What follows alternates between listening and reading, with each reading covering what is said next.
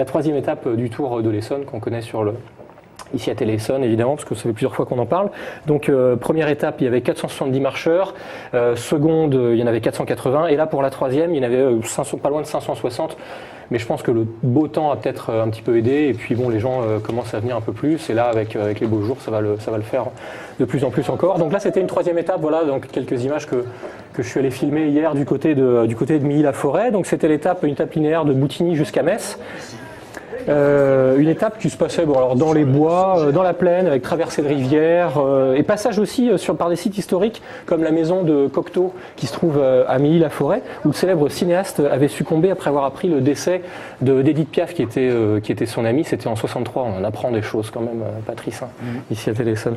Donc alors aussi à chacune des étapes, il y a 2 boucles en plus qui sont mises en place depuis la ville d'arrivée.